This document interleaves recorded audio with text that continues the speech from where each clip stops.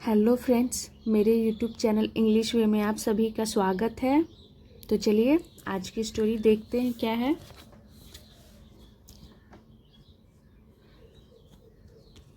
इसका टाइटल है the tree thief, यानी इसका मतलब हो गया पेड़ चोर, या फिर बोल सकते हैं पेड़ों का चोर।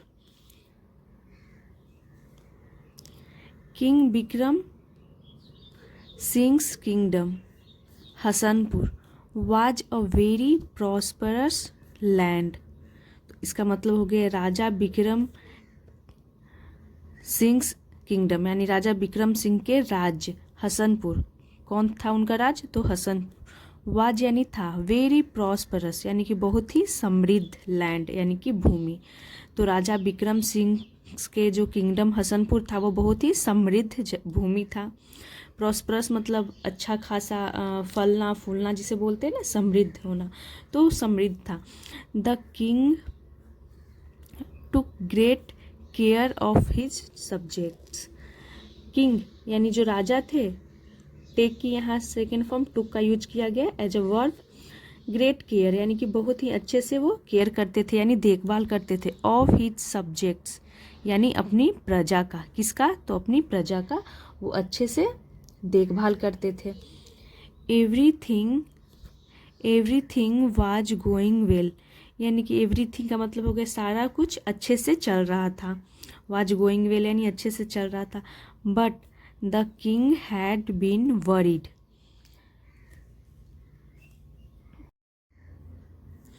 But the king had been worried का मतलब हो गया for a few days.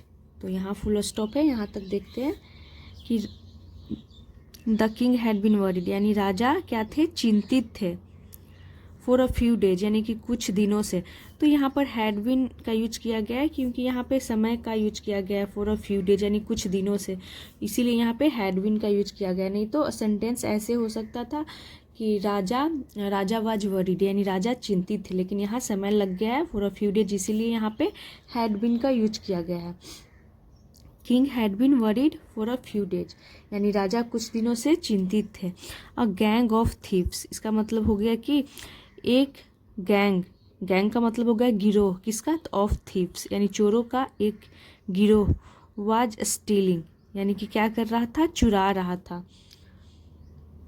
Trees यानी पेड़ों को। फ्रॉम हिज फॉरेस्ट यानी कि उनके जंगल से। फ्रॉम यानी से। तो चोरों का एक गिरोह था जो उनके जंगल से पेड़ों को चुरा रहा था। His spies had failed to trace the gang यानी कि उनकी जो जासूस थी, हैड फेल्ड वो असफल थी। उनके जो जासूसे थे, जो जासूस उन्होंने रखा होगा, वो असफल थी। टू ट्रेस यानी पता लगाने में, द गैंग यानी उस गिरोह के बारे में पता लगाने में फेल, असफल थी।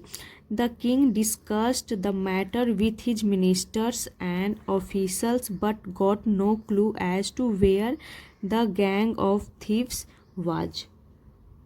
तो यहाँ तक देखते हैं, राजा डिस्कस्ड यानी राजा ने चर्चा की, द मैटर यानी उस मैटर को, विथ हिज मिनिस्टर अपने मंत्रियों से, और हिज यहाँ पजेसिव एडजेक्टिव हो गया, मिनिस्टर्स यहाँ पे नाउन हो गया।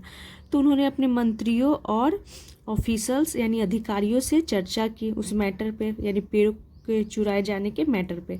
बट लेकिन गॉट नो क्लू यानी कि कोई भी क्लू यानी सुराग नहीं मिला। गॉट यानी मिला, गेट की सेकेंड फॉर्म गॉट हो गई, यानी कोई भी क्लू नहीं मिला। As to where this gang, तो एज टू का मतलब हो गया के बारे में, वेयर यानी कहाँ, दिस गैंग यानी कि यह गिरोह ऑफ थीव्स वाज यानी कि कहाँ वह चोरों का जो गैंग था कहाँ था, इस बारे में कोई भी क्लू नहीं मिला कि कहाँ वो चोरों का गिरोह था। तो एज टू का मतलब हो गया के बारे में। तो ये हो गया यहाँ तक। एट लास्ट का मतलब हो गया कि आखिर में। प्रिंस भीष्म सेड यानी राजकुमार भीष्म ने कहा, father assign the job to me, I will trace the thieves. तो जो राजकुमार था उसने कहा, भीष्म राजकुमार कौन था? तो राजकुमार भीष्म सेड यानी कहा, फादर यानी पिताजी, असाइन द जॉब, असाइन यानी सौंपना होता है, द जॉब, जॉब यानी काम, इस काम को सौंप दीजिए, टू मी यानी मुझे दे दीजिए, सौंप दीजिए मुझे, आई विल ट्रेस यानी मैं पता लगाऊंगा, द थीव्स यानी चोरों का। The king was reluctant because the prince had little knowledge and experience of forest, but the prince had। तो यहाँ तक देखते हैं, द किंग वाज रिलक्टेंट यानी राजा जो थे वो अनिच्छुक थे, यानी उन्हें इच्छा नहीं थी, बिकॉज क्योंकि the Prince had little knowledge, क्योंकि प्रिंस के पास क्या था? थोड़ा नॉलेज था, एंड एक्सपीरियंस और अनुभव, ऑफ फॉरेस्ट यानी जंगल, जंगल के लिए मतलब उन्हें थोड़ा सा ही नॉलेज था और उतना अनुभव नहीं था, एक्सपीरियंस यानी अनुभव नहीं था। हैड यहाँ पास्ट की पोजीशन को दिखा रहा है, तो जब हम कुछ हमें एक्सपीरियंस ना हो, हमारी मतलब हमारे अंदर भी जो चीज़ है उसके लिए भी हम पोजीशन, उस तरह के सेंटेंस को हम पोजीशन में दिखाते हैं। तो राजा को प्रिंस को नॉलेज नहीं था जंगलों के बारे में और अनुभव भी नहीं था, इसीलिए राजा अनिच्छुक थे। बट लेकिन द प्रिंस हैड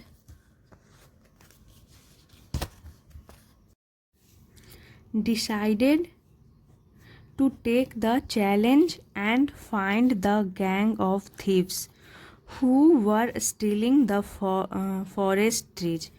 तो यहाँ इस तरफ था, the prince had decided यानी कि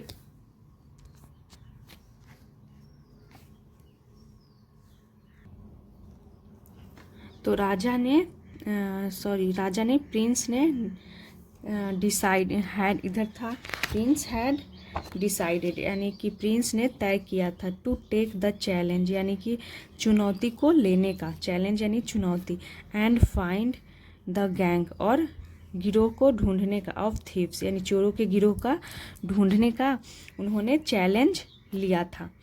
हु यानी जो, वर स्टीलिंग यानी कि जो चुरा रहे थे, द फॉरेस्ट ट्रीज यानी जंगल के पेड़ों को, तो जो जंगल के पेड़ों को चुरा रहे थे, तो चोरों को पकड़ने के लिए प्रिंस ने क्या लिया था? चैलेंज लिया था। He set out towards the forest without any assistance, he set out यानी कि वो निकल गए, टूवर्ड्स यानी की ओर, द फॉरेस्ट यानी जंगल की ओर प्रस्थान कर गए, रवाना हो गए, विदाउट एनी असिस्टेंस यानी कि बिना किसी असिस्टेंस, विदाउट यानी के बिना, एनी असिस्टेंस यानी बिना किसी असिस्टेंस यानी सहायता के बिना। While going through the jungle his eyes fell upon a hut. तो while going through the jungle इसका मतलब हो गया कि जंगल से जाने के दौरान, जंगल के माध्यम से जाने के दौरान, वाइल यानी उस समय को दिखाया जा रहा है जब उस समय वो जंगल से जा रहे थे।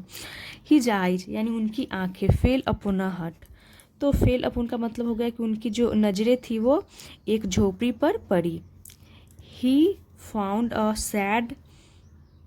Sad little girl sitting inside, he found उन्होंने पाया, फाइंड की सेकेंड फॉर्म फाउंड हो गई, अ सैड लिटिल गर्ल एक उदास छोटी लड़की, सिटिंग इनसाइड यानी कि इनसाइड का मतलब हो गया कि उस हट के अंदर, सिटिंग यानी बैठी हुई। The Prince asked the cause for her sadness, तो राजकुमार ने पूछा, द कॉज यानी कि कारण, कॉज का मतलब हो गया कारण, फॉर हर सैडनेस यानी कि उसकी उदासी का कारण पूछा। The girl kept quiet and said nothing, जो लड़की थी वो केप्ट क्वाइट यानी वो शांत रही, कीप की सेकेंड फॉर्म केप्ट हो गई, एंड सेड नथिंग और कुछ भी नहीं कहा। The prince assured and consoled her, तो राजा ने उसे आश्वस्त किया, एंड कंसोल्ड हर और उसे सांत्वना दी। तो जब वो लड़की कुछ भी नहीं बोली तो राजा ने आश्वस्त किया कि कोई बात नहीं, मुझे बताओ, कुछ नहीं होगा, ये हुआ इसका मतलब, अस्योर्ड किए, आश्वस्त किए, एंड कंसोल्ड, कंसोल का मतलब होता है सांत्वना देना, तो कंसोल्ड हर यानी उसे सांत्वना दी। हर प्रोनाउन हो गया जो उस लिटिल गर्ल के लिए यूज किया गया है। द गर्ल फाइनली स्पोक, वो लड़की फाइनली यानी आखिरकार, स्पोक यानी कहा, I live in this forest, I live यानी मैं रहती हूँ, इन दिस फॉरेस्ट इन जंगल में, I am friends with all the creatures here but now they are living this forest gradually. I am friends यानी कि मैं दोस्त हूँ, विथ ऑल द क्रिएचर्स यानी सभी जीव प्राणियों के साथ, यानी सभी प्राणी मेरे दोस्त हैं। हेयर यानी यहाँ पर, बट नाउ लेकिन अब, दे आर लिविंग यानी कि वे जा रहे हैं, दिस फॉरेस्ट इस जंगल को, जंगल से, यानी इसका मतलब हो गया कि वे इस जंगल के सभी जो क्रिएचर्स हैं, प्राणी हैं, वे मेरे दोस्त हैं, लेकिन अब वे जा रहे हैं ग्रेजुअली यानी धीरे धीरे वे जा रहे हैं। But why the puzzled Prince asked, लेकिन क्यों, पजल्ड प्रिंस यानी कि हैरान होकर के, पजल्ड का मतलब हो गया हैरान होकर के, राजकुमार पूछा। लेकिन क्यों जा रहे हैं, हैरान होकर के राजकुमार पूछा। A minister of the king is cutting the trees of this forest, so all the jungle creatures are living. A minister एक मंत्री, of the king यानी राजा का एक मंत्री, is cutting यानी कि काट रहा है, the trees यानी पेड़ों को, of this forest यानी इस जंगल के पेड़ों को राजा का एक मंत्री काट रहा है। so इसीलिए all the jungle creatures यानी कि सभी जंगल के जो प्राणी हैं, आर लिविंग यानी वो जा रहे हैं, यानी छोड़ करके जा रहे हैं जंगल को। He has threatened me that I will be fed to wolfs if I reveal the truth. He has threatened me इसका मतलब हो गया कि उसने थ्रेटेंड, यहाँ पे थर्ड फॉर्म के रूप में थ्रेटेंड, हैज यानी उसने मुझे धमकाया है, मी यानी मुझे, तो ये प्रेजेंट परफेक्ट में सेंटेंस है, हैज के साथ थर्ड फॉर्म। उसने मुझे धमकाया है, डैट कि I will be fed to wolfs, तो इसका मतलब हो गया कि मुझे विल बी, और यहाँ पे फीड की थर्ड फॉर्म फेड के रूप में यूज किया गया है, और सेकेंड फॉर्म भी फेड ही होती है, फीड फेड फेड, तो मुझे खिला दिया जाएगा, यानी जानवरों को खिलाने के लिए फीड का यूज करते हैं, फीड यानी खिलाना, तो इसका मतलब होगा कि मुझे खिला दिया जाएगा टू वुल्फ्स यानी कि भेड़ियों को, वुल्फ यानी भेड़िया होता है, और यहाँ पे उसकी प्लूरल फॉर्म है वुल्फ्स, तो मुझे खिला दिया जाएगा भेड़ियों को, ये फ्यूचर इंडिफिनिट की पैसिव वॉइस हो गई। If I reveal the truth, यदि आई रिवील यानी मैं उजागर करती हूँ, द ट्रूथ यानी सच्चाई को, तो लड़की बोलती है कि मुझे धमकाया गया है कि यदि मैं सच्चाई को बताती हूँ, सच्चाई उजागर करती हूँ, तो मुझे भेड़ियों को खिला दिया जाएगा। The girl said this hesitatingly यानी कि उस गर्ल ने कहा, दिस यानी यह, हेजिटेटिंगली यानी हिचकिचाहट से, हिचकिचा करके उसने कहा। After listening to the little girl, the prince returned to the capital and informed his father about what he had learned. After listening यानी सुनने के बाद, to the little girl उस छोटी सी लड़की को सुनने के बाद, the prince returned यानी जो राजकुमार थे वो लौटे, to the capital यानी राजधानी, and informed यानी कि informed की यानी बताया, his father अपने पिता को, about यानी के बारे में, what he had learned, तो वाट ये का मतलब हो गया क्या, ही हैड लर्न, फिर बोल सकते हैं जो उन्होंने जो उसे पता चला था, ये बोल सकते ही हैड लर्न जो उसे पता चला था, तो यहाँ पे लर्न थर्ड फॉर्म के रूप में यूज किया गया है, और इसका मतलब हो गया कि जो राजकुमार था वो पहुँचता है अपने राज्य और अपने पिता को बताता है कि क्या उसने जाना, क्या उसे पता चला था। तो लर्न मतलब यहाँ सीखना नहीं है, यहाँ पे लर्न का मतलब हो गया पता चलने से, और यहाँ पे थर्ड फॉर्म के रूप में यूज किया गया है लर्नड, तो सेकेंड फॉर्म भी लर्नड होती है और थर्ड फॉर्म भी learned. The king had all his ministers kept under strict watch of spice, तो इसका मतलब हो गया कि राजा ने अपने सभी मंत्रियों पर स्ट्रिक्ट वॉच ऑफ स्पाइस, यानी इसका मतलब हो गया कि स्ट्रिक्ट वॉच कड़ी नज़र रखी, किस पे, तो ऑफ स्पाइस यानी कि जासूसों पर, तो किसके जासूसों पे, तो अपने सभी मंत्रियों के जासूसों पर, केप्ट यानी रखना होता है, कि सेकंड केप्ट, तो नज़र रखी इसके लिए यूज किया गया है, तो राजा ने अपने सभी मंत्रियों के जासूसों पर कड़ी नज़र रखी, स्ट्रिक्ट वॉच ऑफ यानी कड़ी नज़र रखी, all there activities were noted. All there activities, उनके सभी जो एक्टिविटीज़ थे यानी गतिविधियाँ वर नोटेड, यानी कि उनकी सभी गतिविधियों को ध्यान दिया गया। तो यहाँ पर वर्क के साथ थर्ड फॉर्म यूज किया गया है, यानी पैसिव के रूप में यूज किया गया है। पास्ट इंडेफिनिट की पैसिव के रूप में कि उनकी गतिविधियों पर नज़र रखा गया। The most suspicious character was specially spied on. The most यानी जो सबसे ज़्यादा संदिग्ध, कैरेक्टर का मतलब होता है चरित्र, या फिर बोल सकते हैं जिस पे सबसे ज़्यादा संदिग्ध व्यक्ति था, वाज स्पेशली यानी खास रूप से स्पाइड ऑन, यानी उस पर खास नज़र रखी गई जिस पे सबसे ज़्यादा संदेह था। वन नाइट, एक रात, when the suspected minister left his home, the prince followed him with his soldiers. एक रात जब द सस्पेक्टेड मिनिस्टर यानी कि संदिग्ध मंत्री जिस पे संदेह था, लेफ्ट हिज होम यानी कि अपने घर से निकला, द प्रिंस यानी राजकुमार फॉलोड हिम, राजकुमार ने उसका पीछा किया। फॉलोड यानी पीछा किया, हिम यानी किसका, तो उस सस्पेक्टेड मिनिस्टर के लिए यूज किया गया प्रोनाउन। विथ हिज सोल्जर्स यानी अपने सैनिकों के साथ। He was cot red handed यानी कि ही वाज कॉट, अब यहाँ पर भी पास्ट इंडिफिनिट की पैसिव वॉइस यूज की गई है, वाज के साथ कॉट थर्ड फॉर्म, तो उसे पकड़ लिया गया। इसका क्या मतलब हो गया, उसे पकड़ लिया गया। रेड हैंडेड यानी कि रंगे हाथों, बाय द प्रिंस यानी राजकुमार के द्वारा, while getting the trees cut down by his man, while cutting यानी कटवाने के दौरान, द ट्रीज यानी पेड़ों को, कट डाउन यानी वही कटवाने के दौरान, बाय हिज मैन अपने आदमियों के द्वारा। तो यहाँ पे मैन की प्लूरल फॉर्म हो गई मैन, यानी एक से ज़्यादा के लिए हम मैन का यूज करते हैं। तो प्रिंस ने उसे रंगे हाथों पकड़ लिया पेड़ कटवाते हुए अपने सैनिकों के द्वारा। द